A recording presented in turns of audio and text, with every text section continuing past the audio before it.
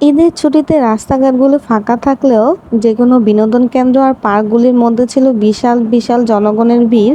তারপরে কি করার, বাচ্চাদের খুশির জন্য আমরা ভিড় ঠেলাঠেলি করেও সেখানে যাই, কারণ বাবা মায়ের কাছে তার বাচ্চাদের খুশি সবচেয়ে বড় খুশি। তো ঈদের ছুটিতে আমরা সাইফা বোনকে নিয়ে কোথায় ঘুরতে গেলাম, কেমন আনন্দ করলাম এবং কি পরিমাণ ঠেলা খেলাম মানুষের, তার সবকিছু নিয়েই থাকছে আজকের ব্লগ।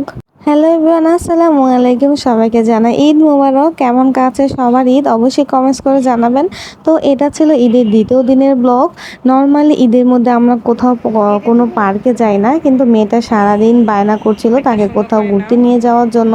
পার্কে যেই পরিমাণ ভিড় থাকে তো সেখানে যাওয়ার সাহসী হয়ে ওঠে না, কিন্তু মেয়ের খুশিও তো আমাদের দেখতে হবে, সে বাইরে যাওয়ার নাম শুনে কতটা খুশি আপনারা। আমরা রেডি হয়ে বের হয়ে গেলাম আর রিক্সার জন্য অপেক্ষা করছিলাম। ঈদের ছুটিতে রাস্তাঘাটগুলো অনেক বেশি ফাঁকা থাকে, তখন আমার রিক্সা দিয়ে ঘুরতে অনেক বেশি ভালো লাগে। কিন্তু রাস্তা ফাঁকা থাকলে কি হবে, পার্ক আর বিনোদন কেন্দ্রের মধ্যে যে উপচে পড়া ভিড়, মানে টিকিট কাটতে গেলে অনেক লাইন ধরে দাঁড়িয়ে থাকতে হয়। আমি আর সাইফা মনে এখানে দাঁড়িয়েছিলাম আর ওর পাপা গিয়েছিল টিকিট কাটতে। তো আমরা গিয়েছিলাম হচ্ছে আমাদের বাড়ির খুব কাছাকাছি চৌরঙ্গি ফ্যান্টাসি পার্কে। নারায়ণগঞ্জ যারা থাকেন তারা তো অবশ্যই চিনেন এই পার্কটা।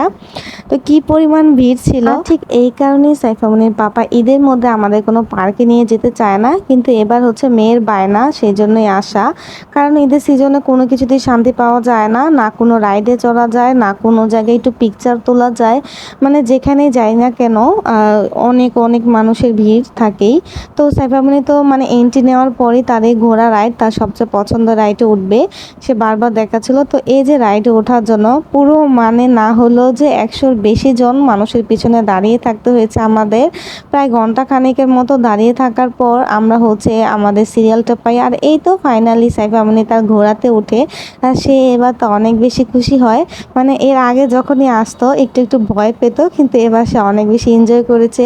এখান থেকে নামার পর সে আবার বলছিল আমি আরেকবার চড়বো। এটা আসলে সব বাচ্চাদের খুব পছন্দের একটা রাইড, বাচ্চারা এখানে আসলে একবার হলে উঠবে। আরেকটা ইনফরমেশন দিয়ে রাখি, যেহেতু এখন পার্কের এন্ট্রি ফি 100 টাকা করেছে, তাই প্রতি এন্ট্রির সাথে একটা করে রাইড ফ্রি দিয়েছে। তাও এখানে শর্ত প্রযোজ্য, সবগুলো না। আর আমি এখানে দাঁড়িয়ে দাঁড়িয়ে এই রাইডটা দিচ্ছিলাম, এটা আমার কাছে অনেক বেশি ভালো লাগে, কিন্তু সাইফামনির পাপার জন্য আমি এখানে উঠতেও পারি না। সে নিজে উঠবে না আর আমাকে উঠতে দিতে চাইবে না। রাতের বেলায় পার্কটা আমার কাছে বেশ ভালো লাগে, আর এইটা হচ্ছে আমার সবচেয়ে পছন্দের একটা রাইড। তো আমি আমি যখন মানে একা যাই, আমি এই রাইডটাতে একবারে হলে উঠি, কিন্তু সাইফার পাপার সাথে আসাতে আমাকে কোনো কিছুতে উঠতে দেয়নি।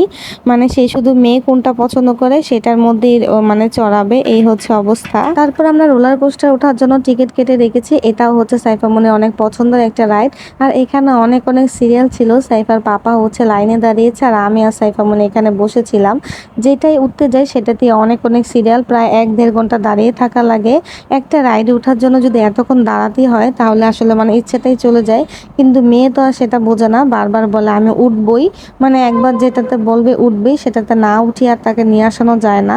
তো সেও মানে অস্থির হয়ে গেছে, গরমের মধ্যে এত মানুষের ভিড়, তার মধ্যে প্রচুর গরম ছিল, সে অনেক টায়ার্ড হয়ে গেছে, মানে কখন উঠবে। তো ফাইনালি আমাদের সুযোগ হলো আমাদের পছন্দের রোলার কোস্টারে ওঠার। আমি সাইফা মনিকে কুলে নিয়ে বসে থাকি, তাই আমাদের একটা টিকিট দিয়ে দুইজনের রাইড চড়া হয়ে যায়। এটা অনেক বড় একটা সুবিধা, মানে ছোট বাচ্চা থাকলে এই সুবিধাটা আসলে পাওয়া যায়। রোলার কোস্টারে উঠে এখন সে আবার বায়না শুরু করেছে এই রকেটের মধ্যে উঠবে, এটার মধ্যে সে আগে কখনো উঠেনি। তো আজকে সে যেটা দেখছে সেটার মধ্যে উঠতে চাইছে, এত বেশি সাহস হয়েছে তার, আগে অনেক কিছু ভয় পেত। তো এটার মধ্যে আমরা হচ্ছে টিকিট কেটে রেখেছি, কিন্তু টিকিট কাটার পরে যে অবস্থাটা দেখতে পেলাম, এটা যেই পরিমাণ এখানে উঠতে চাইলে মনে হয় রাত 10টাই বেজে যেত। তাই আমরা টিকিট নিয়ে বাড়িতে চলে আসি, অন্য কোনো দিন গেলে কাজে লাগাবো। তো সেখান থেকে বেরে আমরা সরাসরি সুগন্ধাতে চলে যাই। সুগন্ধাতে যাওয়ার রিজনই হচ্ছে এই ফিশ অ্যাকোরিয়ামটার জন্য। সাইফা আর আমার এটা অনেক পছন্দের, আমরা সবসময় গিয়ে এটার সামনে বসে মাছগুলা দেখি। এত ভালো লাগার, এত এত কালারিং মাছ এখানে, আমরা দুজনে অনেক বেশি এনজয় করি। আর এই যে দেখেন আমার বুড়িটা কত খুশি, মাশাআল্লাহ, আজকে সে অনেক খুশি। তার পছন্দের পার্কে গিয়েছে, পছন্দের রাইডগুলো চড়েছে, আবার সে ফিশ অ্যাকোরিয়াম দেখছে। সবকিছু মিলে তার দিনটা অনেক ভালো কেটেছে। তো আমরা সবাই অনেক ক্ষুধার্ত ছিলাম, তাই আমার পছন্দের বাটার নান আর হচ্ছে গ্রিল অর্ডার করেছি, আর সাথে সুগন্ধার 1 কাপ চা না হলে তো মনে হয় পুরো খাওয়াটাই অসম্পূর্ণ থেকে যায়। এই ছিল আমাদের ঈদ ব্লগ। আপনারা কে কোথায় ঘোরাঘুরি করলেন অবশ্যই আমাদের সাথে শেয়ার করবেন। দেখা হবে নেক্সট ভিডিওতে। আল্লাহ হাফেজ।